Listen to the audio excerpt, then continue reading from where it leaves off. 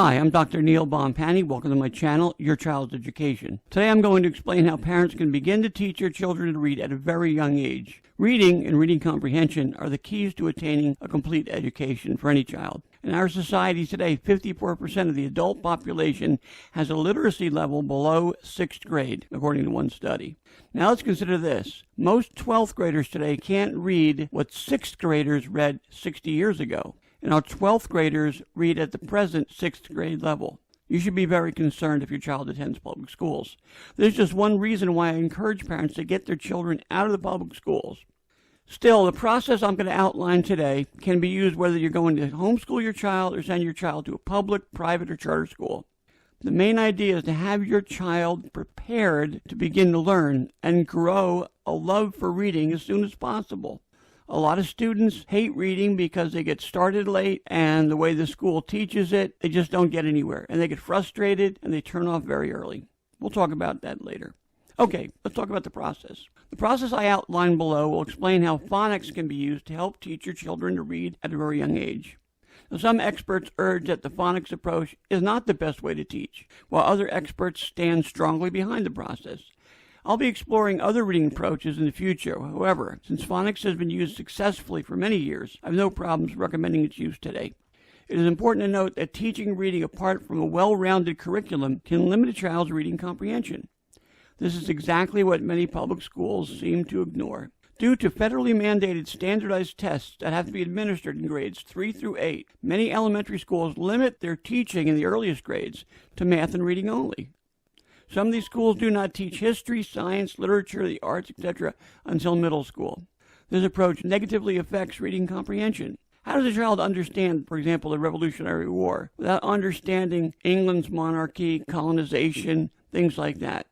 They have no concept. When they take these tests, they have to answer questions that need context, and they don't know it.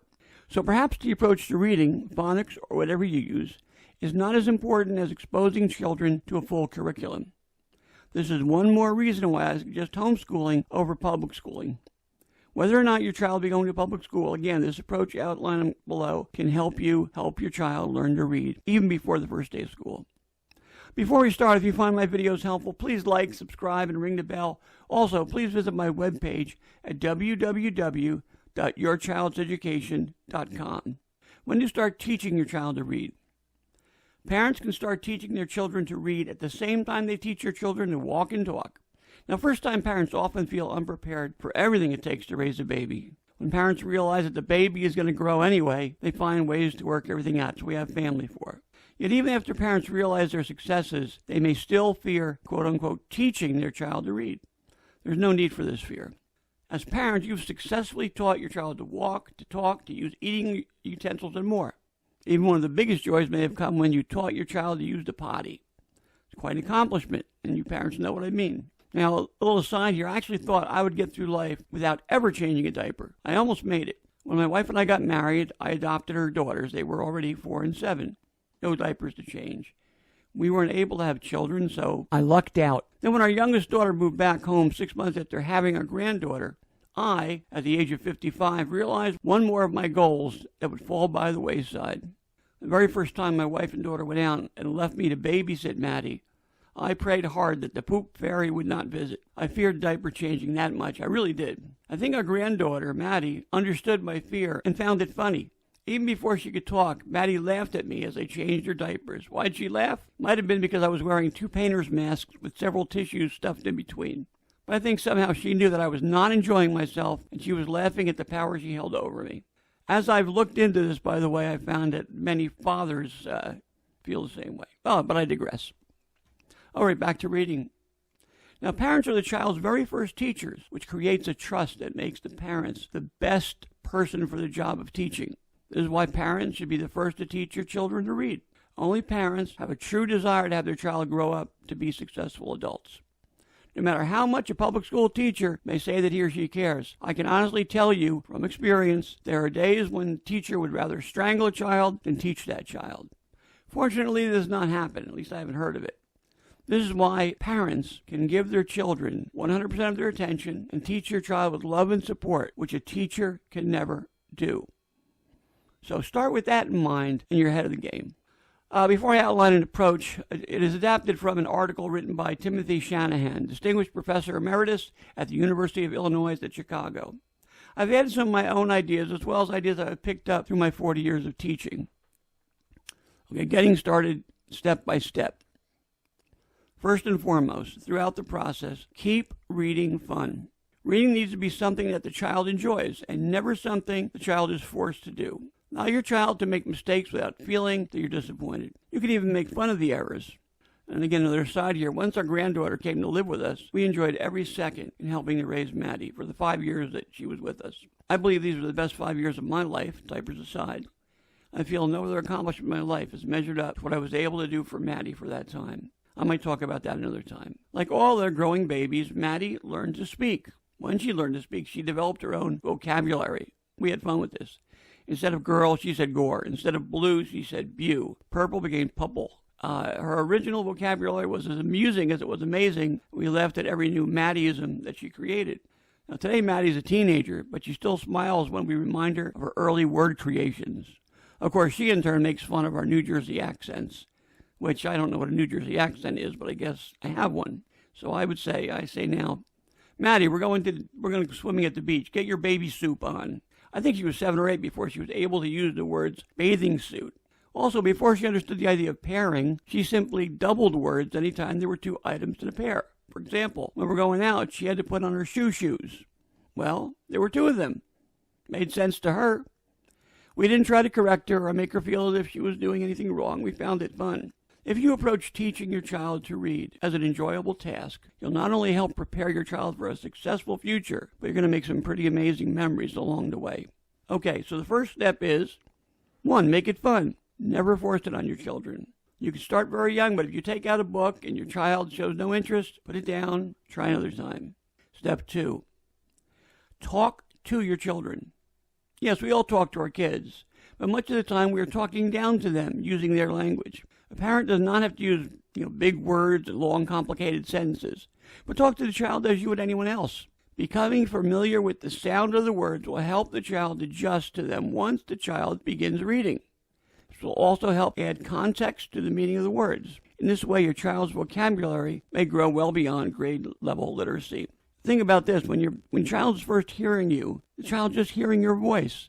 None of the words make sense. So use regular words. Step 3, read to your kids. Believe it or not, you do not have to wait until your child starts to talk in order to read to your child. Research studies suggest that children as young as 9 months old benefit from the parent reading to them. The child is hearing new words, even if those words do not mean anything to the child. Research studies also suggest that this can have a strong positive effect on developing the child's language, intelligence, and later literacy achievements. If you need some ideas for reading material, well, first you can try your public library. You can freely borrow children's books there. You can always buy some books, but you don't have to spend money. I tell parents this all the time. Homeschooling does not have to be expensive. A lot of parents do it for $800 or less a year. There are tons of websites also ready to help you. I have 2 such websites listed below, so you can click the links below to find them. The first site is the Children's Book Council website, and the other site is Unite for Literacy. The links are below in the section. Okay, step 4, ask your child to tell you a story. Once a child can communicate in complete sentences, no matter how short, you can make your child an author. After you read a story, ask the child to create his or her own story. As your child tells a story, write it down, or use a device to record it and later write it down. Once you've written it out, read it back to your child. As you read, use your finger to point out each word as your child looks on.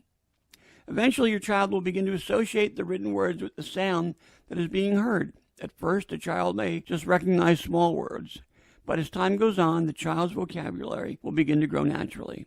Remember to always praise your child for every success, but never use a negative tone when the child makes a mistake. Instead of, no, that word is he and not I, always use a positive tone. Say something like, that's really close. The word is he and you said I, but you're reading better all the time. I'm really proud of you. Smile, hug, etc. Now, parents could do this much better than teachers. All right, I want to say something here about this step, because as a musician, I believe in creativity. I think this is a great step to encourage a child's creativity. Now, as a musician, I believe that a child's natural creativity is an amazing gift that's often lost once school begins. Think about this. Child first goes to school, asked to sit in their own seat in straight rows, be quiet until called upon, learn each subject with this limited time bubble, and before moving on to the next subject. And each day is a repeat of the day before, with maybe a few minor changes here or there. Now, we really can't fault the public schools for this because there's only one teacher for 20 to 30 children. Therefore, the loss of creativity is an unfortunate but necessary side effect of public schooling. Now, this wouldn't be so bad if our public schools were actually teaching children successfully.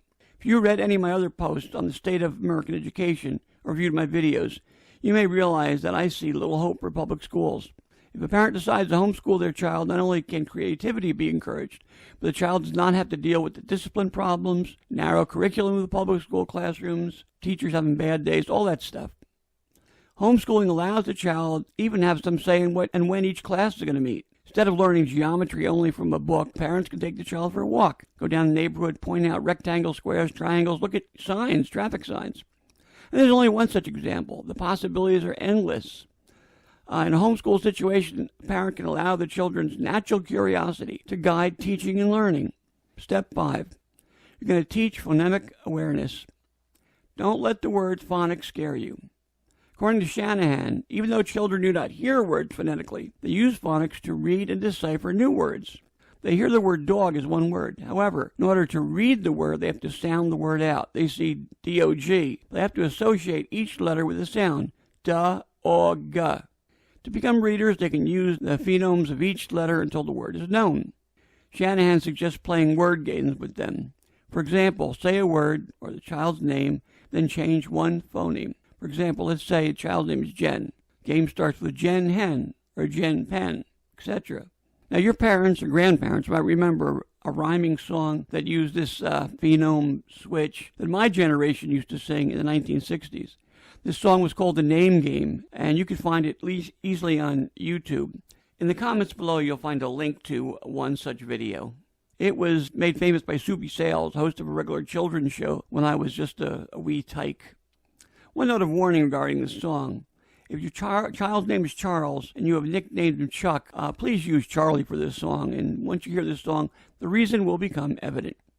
There are also many sites that offer free phonics games. I'm including 2 such sites below in my commentary there. There's education.com offers phonics games, and Rasmussen University offers a page that includes 14 phenomenal phonics activities for preschoolers. Step 6. Teach phonics. When a child knows how a letter sounds, the child can begin to read and write. This is how children learn in most public schools, and parents can use the same approach at home. Although all you need for this lesson is a paper and pencil, you print out the letter, you make the sound. You can still find hundreds of games and books online, some free and some they'll try to get you to buy. On some sites, you can even download complete children's books with phonics built in. When you first teach the sounds associated with each letter, Shanahan recommends no more than 5 to 10 minutes of this step at a time.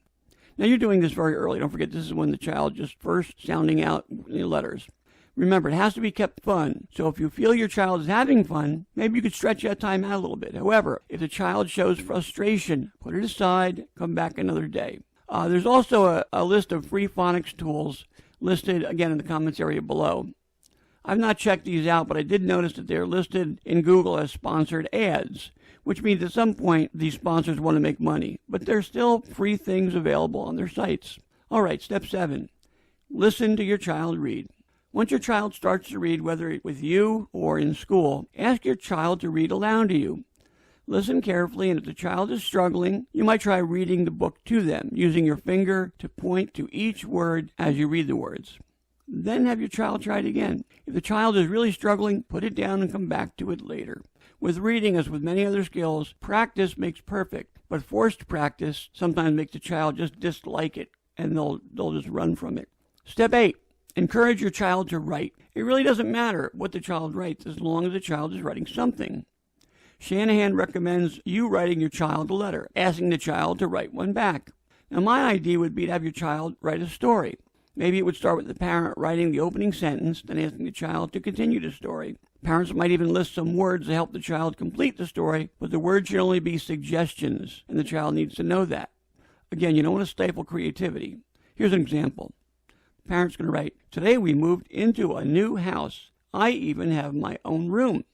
You hand that off to Junior, and you might have a list of words like bed, door, closet, light, desk, and ask the child to continue the story. With or without using the listed words, just allow the child to be creative and write.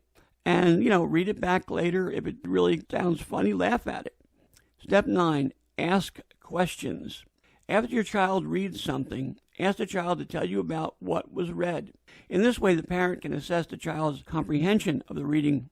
Now, in public schools, where only math and reading are the focus of the first few years of school, in many schools at least, reading comprehension levels test very low. The stress I talked about earlier, placed on the schools by federally mandated testing in grades 3 through 8, is the reason many schools do not include other subjects in early grades. Unfortunately, this not only denies the child background knowledge, but makes the school day extremely tedious for the students. The students get no science, history, etc., so they often get lost when asked to read something where this knowledge is needed, which is often the case on these standardized tests. Now, in a homeschool situation, the child does not have to be limited to just math and reading, and I suggest strongly, if you homeschool your child, teach all the subjects. Step 10, create special family reading times. This is something that I included in my post video entitled Improving Your Child's Reading Ability. If it's not up now, it will be up very soon. I suggest that parents set aside time each evening for family reading. During this time, everything else gets turned off, including phones, TV, computers, everything, and everyone reads. Everyone. Now, the amount of time set aside for this depends on the child's age. In the beginning, 10 or 15 minutes each evening might suffice. As the child's reading improves, the time should be lengthened. The ultimate goal might be 45 minutes or an hour at some point. The amount of time is not as important as keeping a regular schedule. Eventually, your child learns to enjoy reading, and the child might even elect to continue reading past the allotted time. And a lot of parents know this. If your child learns to read early and enjoys it, sometimes they can't get enough. Now, I said everybody has to read. That means, Dad, if the game is on, you got to put that time aside for your child. All right, I need to say something, an important note regarding learning disabilities. Some children have been diagnosed with learning disabilities. Some reading disabilities can be as severe as dyslexia. A dyslexic child changes the order of letters in what they see. The child may see D-E-C-K, deck, but read D-E-K-C. They do the same thing with numbers. The address might be 1535, and they'll go 1352 or something. Just mess them around. If your child seems slow to read, do not automatically assume a learning disability. Some children simply learn at a slower rate. If, however, you've been working with the child and the child does not seem to be moving forward, there may be a learning disability. But never assume that your child has a disability just because progress is slow. Have the child tested, and never tell your child that they have the disability until it's been tested. There are many companies who will test your child, and they can be expensive. According to law, however, parents can have their children tested through the public school system at no expense to the parents. So please check out the site below to learn more about the laws regarding this in homeschooling. I need to say that our youngest daughter was reading disabled, and she really struggled. It isn't easy for somebody with a disability, but it just takes more time. By the way, I want to say this, and it's not on my post. If you have a child in public school with a learning disability, you need to check every year to make sure every single teacher knows your child has that disability. There were several years when my youngest daughter went through an entire year where most of her teachers had no idea she had a learning disability. And when I found that out, I was furious. One more consideration. We have a high number of two-income families. Sometimes both parents have to work. There's also a growing number of single-parent households. Along with this explosion of inexpensive technology, these have all come together and created new challenges for education. One of the biggest problems with young people today is their addiction to social media and other distractions on the internet. Parents sometimes come home simply worn out after work, and they're often happy when the kid goes off into the room and entertains himself. Maybe a welcome time of rest for the parents, but it also may contributing to the child becoming addicted to the online world. Some children get hooked on YouTube videos and others on texting friends or spending time on Instagram, Twitter, TikTok, etc. Not only is this leading to addicting habits, but it can also expose your child to a lot of inappropriate material. The abundance of instructional videos can also make the child more reliant on watching videos and actually reading. When one considers that the internet contains millions of uncensored, unregulated websites, shouldn't parents monitor their children's online time? If parents place online limitations right from the start, I think this addiction could be avoided. If your child has already been spending a lot of time online, you may need to step in and regulate it before it's too late, even if the child is unhappy with your limitations.